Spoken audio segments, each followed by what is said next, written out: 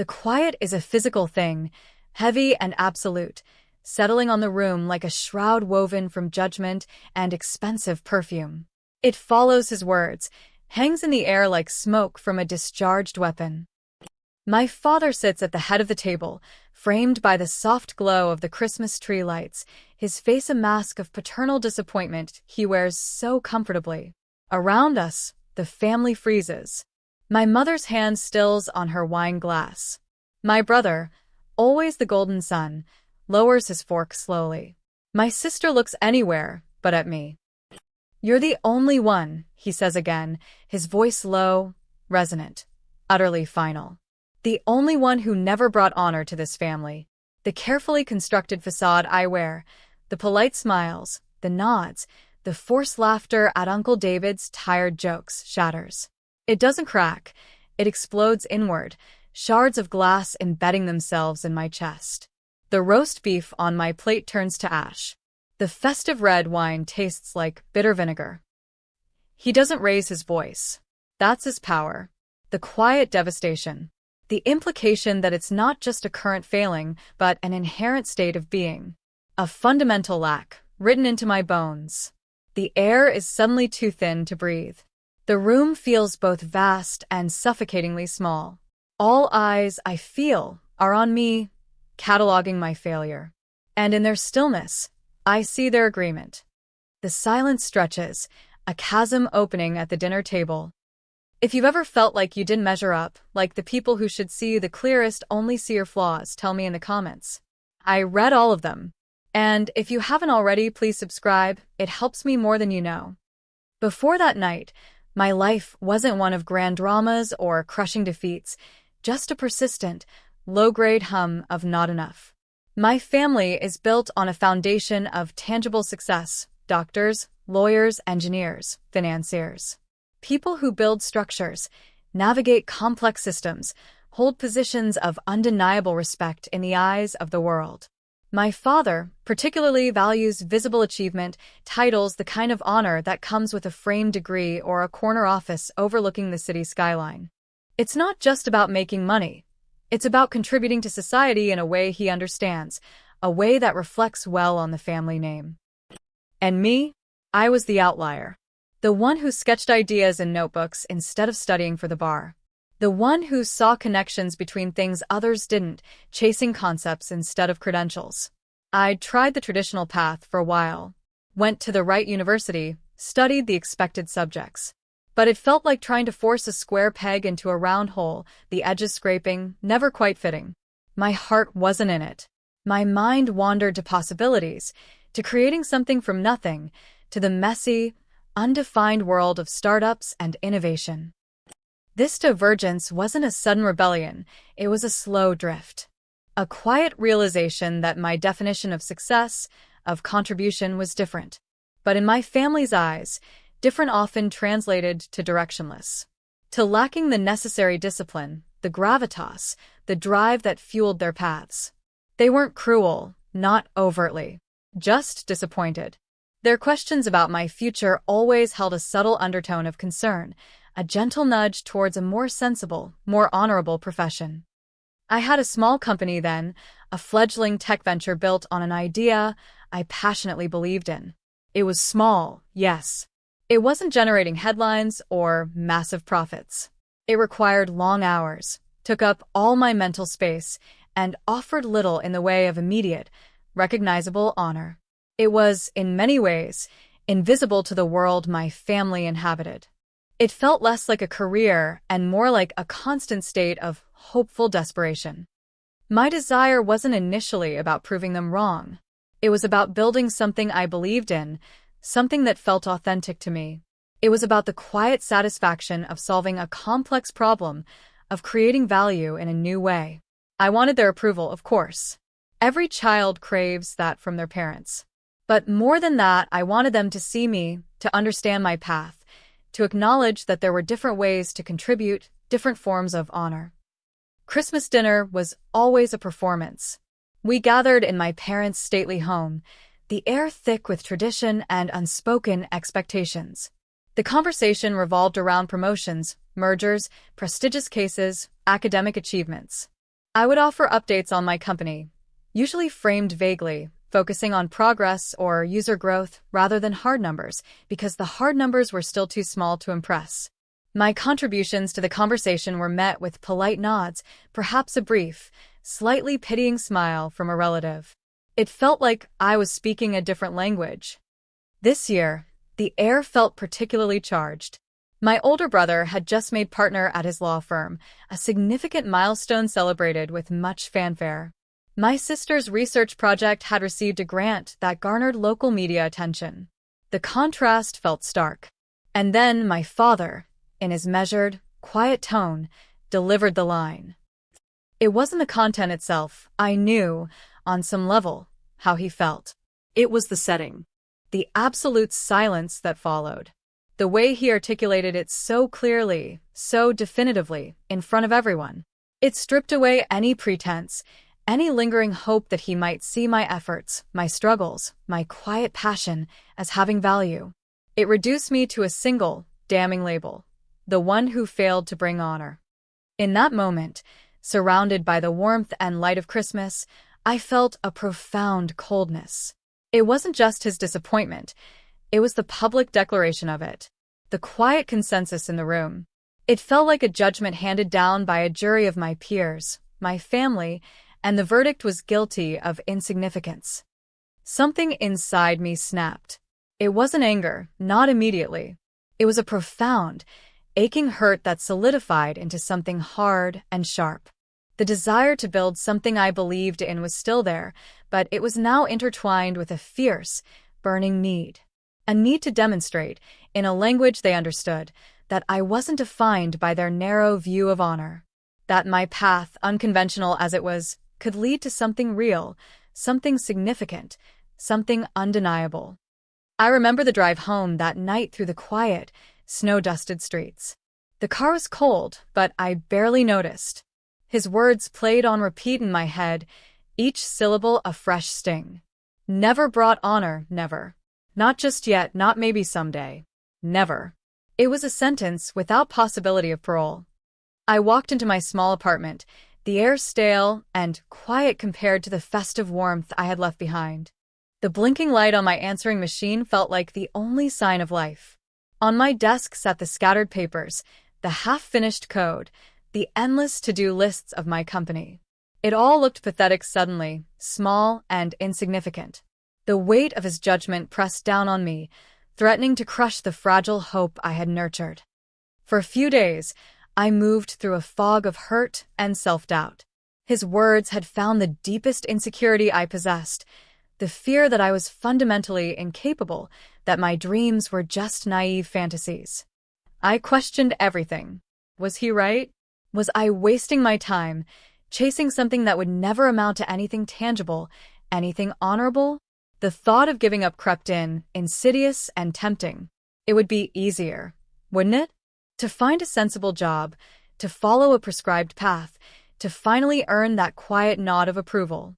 But then, another feeling began to stir beneath the layers of pain.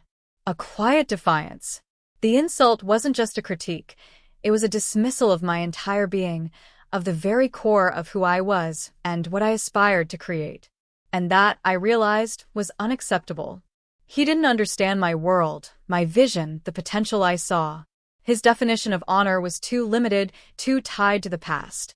My path, my struggles, the risks I was taking, these felt honorable to me. They required courage, resilience, a refusal to conform. Lying awake one night, staring at the ceiling, I made a decision. It wasn't a loud, dramatic vow. It was a quiet, settling certainty deep in my gut. I wouldn't give up. I wouldn't let his words define me or derail me. Instead, I would let them fuel me. The pain would become purpose. The dismissal would become determination. I wouldn't just build my company anymore. I would build an answer.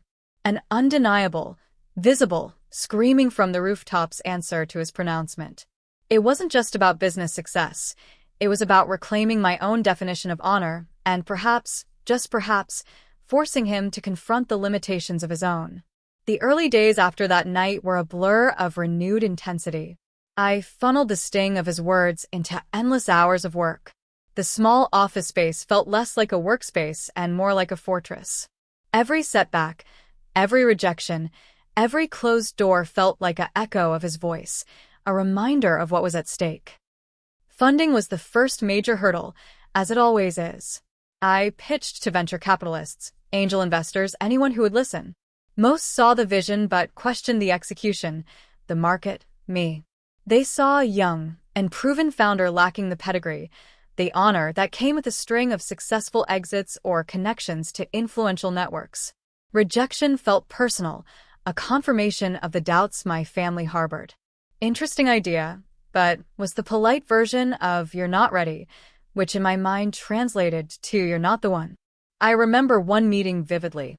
The investor, a man with sharp eyes and an even sharper tongue, leaned back in his chair, a smirk playing on his lips. He listened patiently to my pitch, nodded along, asked a few pointed questions. Then he placed his hands on the table, palms down. "Look," he said, his voice dripping with condescension. "It's a neat little concept, but it's small. Niche. It won't scale. It won't ever be something substantial, something that brings real value to the market." He paused, looking me up and down. "Frankly, it feels like a hobby. Not a business built for serious players. A hobby." The word hung in the air, heavy with the same dismissiveness I'd felt at the dinner table. It wasn't "you're not serious enough." It was "your thing isn't serious enough." It was the echo of "never brought honor." I felt the familiar heat rise in my chest, but I swallowed it down. I thanked him for his time, gathered my papers, and left the sterile office building feeling the cold air outside sting my face. That conversation, that dismissal, added another layer to the fire that was building inside me. It wasn't just my father's voice anymore. It was the voice of the world, telling me I wasn't playing in the big leagues, that my definition of substantial was wrong. Cash flow was a constant anxiety. There were weeks I lived on instant noodles, months I didn't pay myself a salary. My small team, bless them, worked for meager wages and belief in the vision. I carried the weight of their livelihoods, their trust, on my shoulders. The pressure was immense. Every payroll run felt like a miracle. Every invoice paid was a small victory against the tide of potential failure. There were moments, late at night staring at spreadsheets or lines of code, when the doubt would creep in again. The exhaustion was a physical ache. My father's words would whisper in the back of my mind, a relentless soundtrack to my struggles. Maybe he was right. Maybe I was delusional. Maybe this was just a hobby, a costly, painful one. Those were the nights I had to actively fight the urge to close the laptop, to walk away, to admit defeat.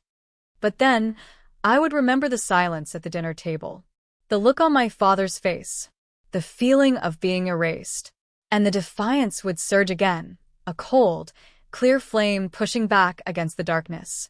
I wouldn't let them be right. I couldn't let them be right. The challenges kept mounting.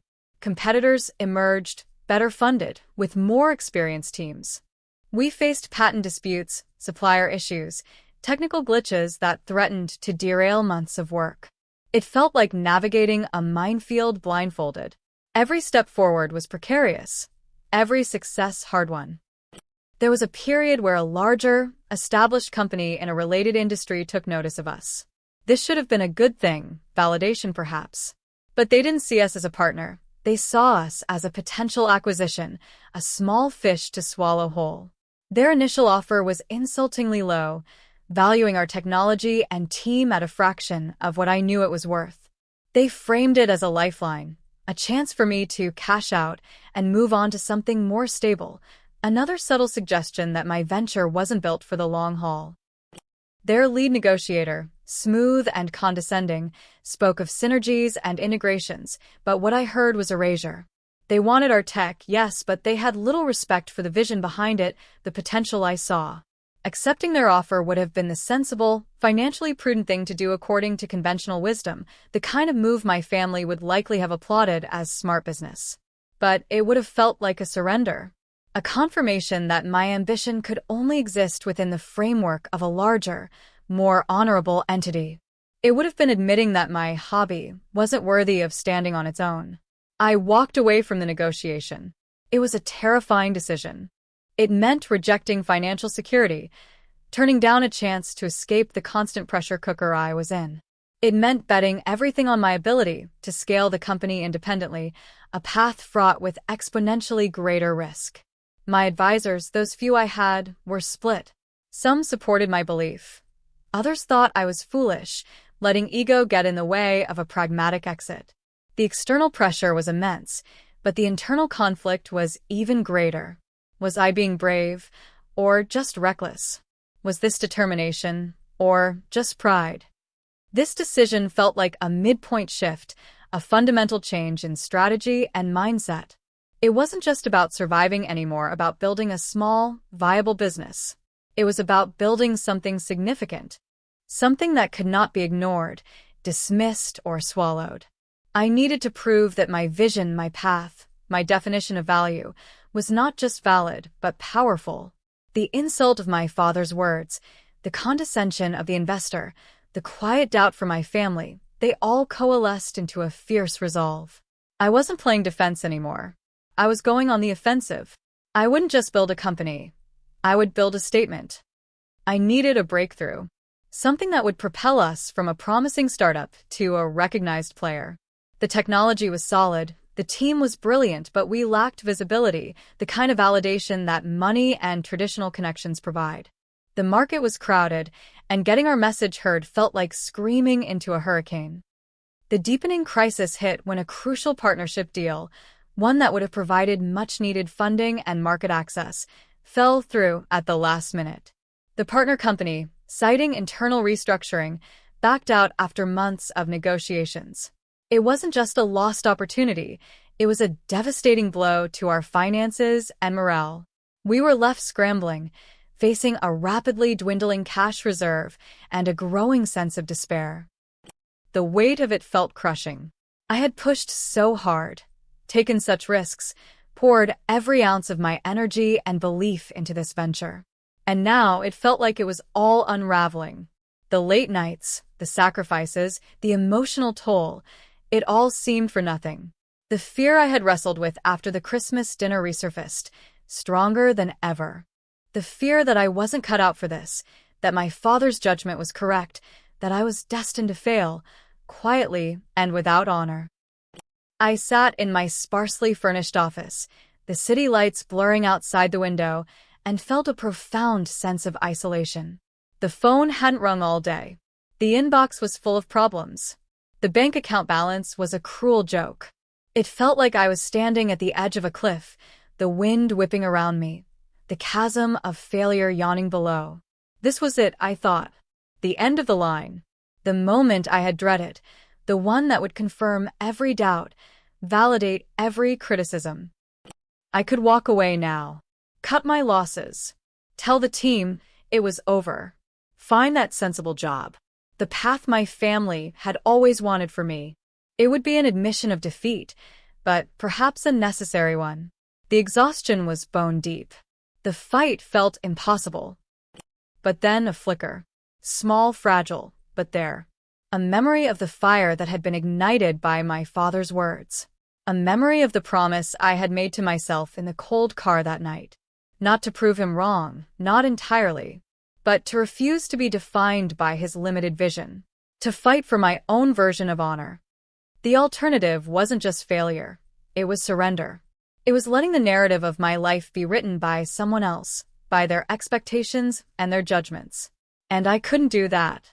Not after everything. The turning point wasn't a sudden external event.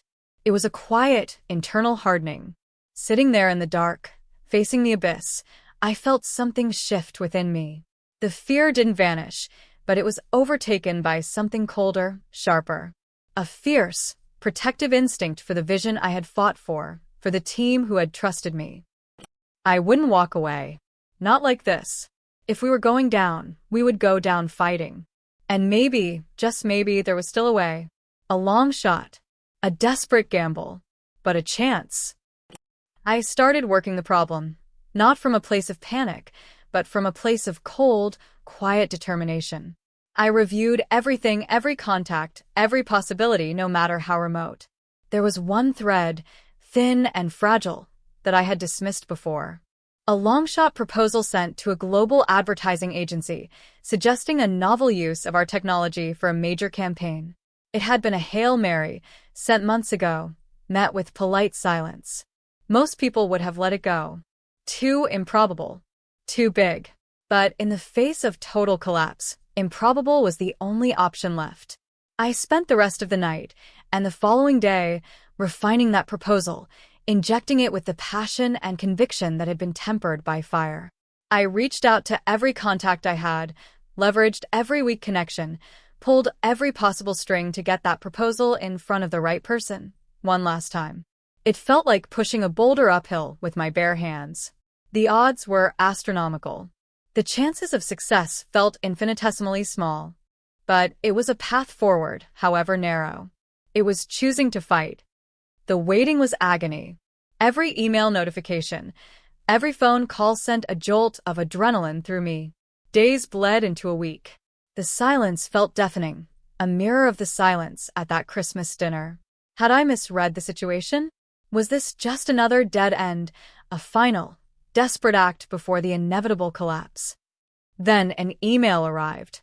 Subject line: regarding your proposal. My heart leaped into my throat. I stared at the screen, my hand hovering over the mouse, terrified to open it. This felt like the culmination of everything, the years of work, the sacrifices, the weight of my father's words, the promise I had made to myself. It all hinged on this. I clicked. The email was brief, cryptic even.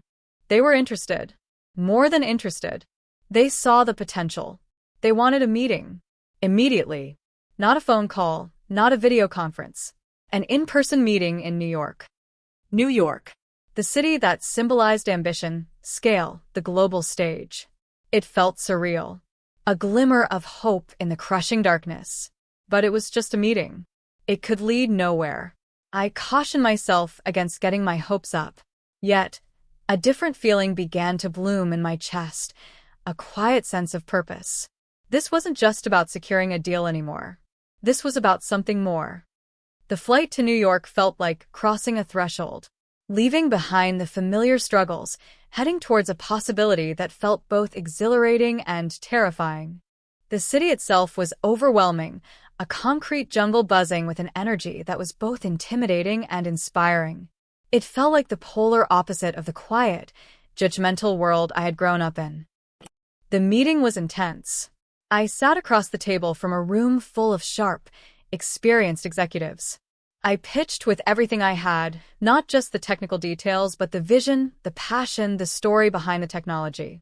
I spoke about connection, about reaching people in new ways, about building experiences that resonated. I poured my heart and soul into that presentation.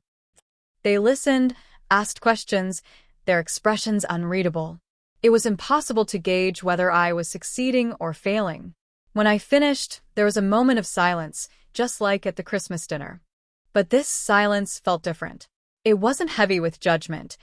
It was pregnant with possibility. The lead executive, a woman with piercing blue eyes, leaned forward.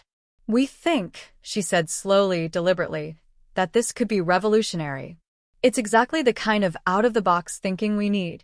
They didn't just want to use our technology. They wanted to partner, to integrate it into their most ambitious campaign of the year. A campaign for a globally recognized brand. A campaign with a massive budget. A campaign that would launch everywhere. The terms were beyond anything I could have imagined during my darkest days. It wasn't just a deal, it was a catalyst. It was the breakthrough that would validate everything. It would provide the funding, the visibility, the credibility we desperately needed. I walked out of their offices onto the bustling New York street in a daze. The city lights seemed brighter, the sounds more vibrant. It felt like stepping into a different reality. I had done it. I had pulled the company back from the brink. I had found a way. The next few months were a whirlwind of development, collaboration, and frantic effort. We worked tirelessly with the agency team, refining the technology, planning the rollout. It was the hardest work I had ever done, but it was fueled by a new energy, a sense of shared purpose and imminent possibility. The weight of my father's words was still there, a constant presence, but now it felt less like a burden and more like a challenge accepted, a motivation that had driven me to this point. The campaign launch date approached. It was set to kick off with a major event. An event designed for maximum impact, maximum visibility. And the centerpiece of that launch was a display that would incorporate our technology on a scale I could only have dreamed of. The agency executive called me a few days before the launch. "Just so you know," she said, her voice buzzing with excitement, "the launch event is going to be massive. We've invited everyone. Press, industry leaders, partners, even some special guests from unrelated fields that we thought might be interested." She mentioned the name of the venue. It was in Times Square. And then she said, almost as an aside, "We're lighting up a few key digital billboards for the reveal. Your logo will be quite prominent. Times Square, the cross-section of the world. The ultimate stage for visibility, for impact, for undeniable presence. And my logo, the symbol of the company I had built from nothing, the hobby dismissed by investors, the venture my father deemed lacking in honor, would be there. Prominent." A cold, quiet certainty settled over me. This wasn't just a business success. This was the answer.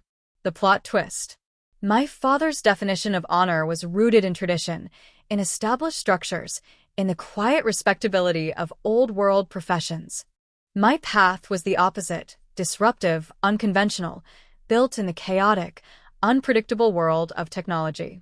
He had dismissed my venture because it didn't fit his mold, because it was intangible, digital, not housed in a mahogany-paneled office.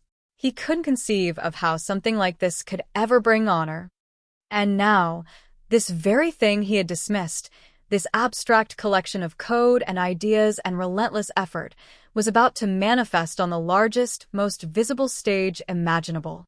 It wasn't just a logo on a screen. It was a giant, undeniable refutation of his judgment. It was my definition of honor, writ large in neon and pixels. The day of the launch arrived with a frantic energy that hummed through the city. I was there, on the edge of Times Square, surrounded by the controlled chaos of the event setup. The air was thick with anticipation. Giant screens loomed above, currently displaying generic advertisements. The sheer scale of it was breathtaking. My family, of course, wasn't there. I hadn't told them the specifics. My father rarely paid attention to my business updates anyway, and the technical details would bore him. He probably assumed I was still plugging away at my little project. They were likely preparing for some other family gathering, some event centered around more traditional forms of accomplishment. As the time for the reveal approached, the crowd thickened. The buzz grew louder. I stood slightly apart, feeling a strange mix of exhilaration and attachment. Years of struggle, doubt, and relentless work had led to this single moment. The stinging memory of that Christmas dinner was sharper than ever, the silence, the judgment, the cold finality of his words. Never brought honor. And then it happened. The generic ads on the massive central screen faded. A ripple of anticipation went through the crowd. A carefully crafted introduction video began to play, showcasing the global brand and the revolutionary nature of the new campaign. My heart hammered against my ribs. This was it. The video reached its climax, building to a crescendo of music and dynamic visuals. And then, the screen went dark for a split second, holding its breath. And then, it exploded with light. Not just the main screen, but synchronized across several adjacent billboards. A cascade of visuals, driven by our technology, flowed seamlessly across the towering digital canvas. It was breathtaking, mesmerizing, unlike anything I had ever seen. It felt alive. And then, centered on the largest, most prominent screen, beneath the globally recognized brand name, our company logo appeared.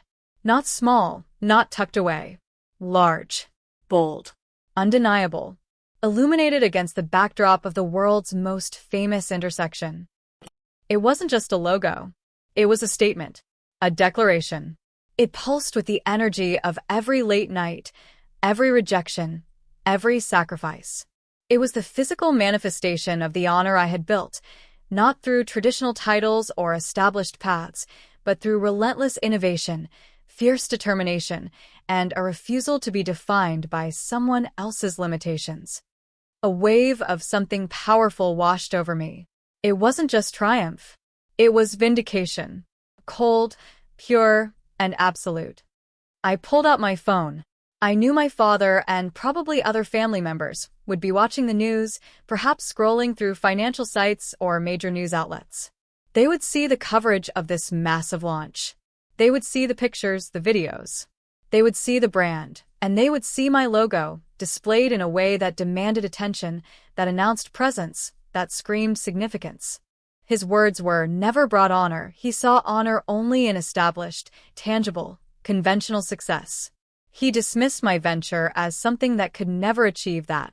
And now, that very venture, the one he dismissed, was not just successful, not just profitable, but publicly recognized on a scale he could never have imagined for it. It wasn't just proving him wrong. It was the specific, devastating irony that the source of my most public, undeniable honor was the very thing he had deemed incapable of providing it. He was blindsided not just by the success, but by the nature of it. I didn't need to call him. I didn't need to say a word. The Times Square lights, reflecting in my eyes, said it all. The silence at the Christmas dinner had been a judgment. The roar of the crowd in Times Square was the verdict appealed and overturned. My honor was not only brought, it was broadcast to the world. And he, and the rest of them, were witnesses. The aftermath wasn't a parade or a moment of unadulterated joy. It was complex.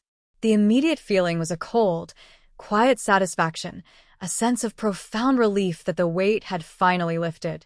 The years of struggle, the gnawing doubt, the sting of his words, they hadn't broken me. They had forged me. The next day, the calls and messages started coming. Not just from colleagues and the press, but from family. My mother was tearful, speaking of how proud she was, her voice catching. My brother, the golden son, sounded genuinely impressed, asking technical questions about the display. My sister sent a simple, heartfelt message. "Wow, you did it." And my father, he called later in the day. His voice was different. Stripped of its usual authority, hesitant. He didn't apologize, not directly. That wasn't his way.